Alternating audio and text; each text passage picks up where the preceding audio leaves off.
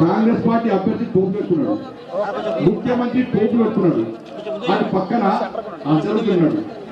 అడిగి నవ్వుతాను ఎందుకంటే వీళ్ళు పగడిపించగాలి, పగటి విషయాల్లో కొత్త పిచ్చగాలి. వీళ్ళు ఇదే మంచిగా భయ్ నేనే టోపు పెట్టుకోవాలి, టోపి పెట్టుకోవాల్సి పెట్టుకోలే ఎవరు పెట్టుకుంటా పెట్టుకుంటారు. మా ఊట్లో మొత్తం మా చుట్టూ అన్న నేనన్నా రేవంత్ రెడ్డి అదరోజుకి టోపి పెట్టకుండా నువ్వు పెట్టుకుని చూసినావా, నాకు నిమ్మదే గుర్తొచ్చింది.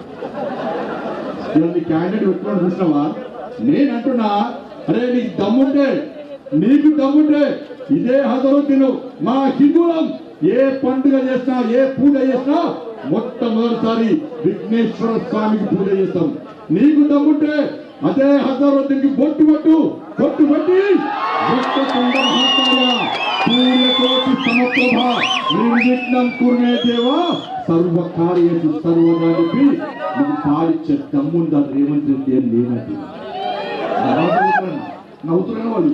వీళ్ళు ఏంటంటే రంజాన్ రాగానే, ఎన్నికలు రాగానే ఊరికే మసలకు వచ్చి నమాజ్ చేస్తారు, ఇస్తారు, వీళ్ళు మార్కెట్ ఎక్కువ వీళ్ళిస్తారు. మీరు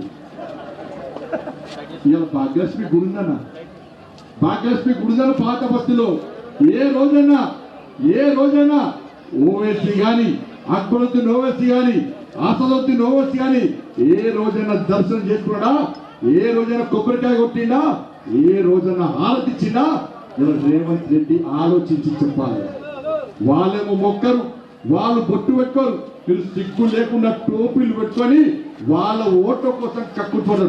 నీకు దమ్ముంటే పో ఓవైసీని తీసుకుపోయి మా అమ్మవారికి హారతిపి. ముజ్జగమ్ముల గన్న మాయమ్మ మంగళమ్ములు గొనగ రావమ్మ, ముమ్మూర్తుల శక్తి నీవే, ముగ్గురమ్మల మూల నీవే, ముదితలకు మాంగళ్య రక్షణ నీవే,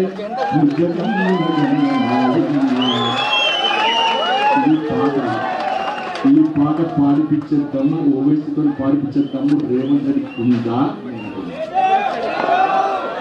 అన్నా జూబ్లీస్ ఓటర్ మహాశలకు కోరుతున్నా, అన్నా హిందువులందరూ ఒక్కటి కానీ ఈ తెలంగాణ రాష్ట్రంలో హిందువులను ఓటు బ్యాంక్ మార్చడమే లక్ష్యంగా భారతీయ జనతా పార్టీ తెలంగాణ రాష్ట్రంలో ముందు వస్తున్నది. ఈ జూబ్లీస్ లో ఆ తుర్కోళ్ల ఓట్ల కోసం కాంగ్రెస్ పార్టీ, బీఆర్ఎస్ పార్టీలు ఏ విధంగా వాళ్ళ కోసం పనిచేస్తున్నాయో ఒక్కసారి అంచండి.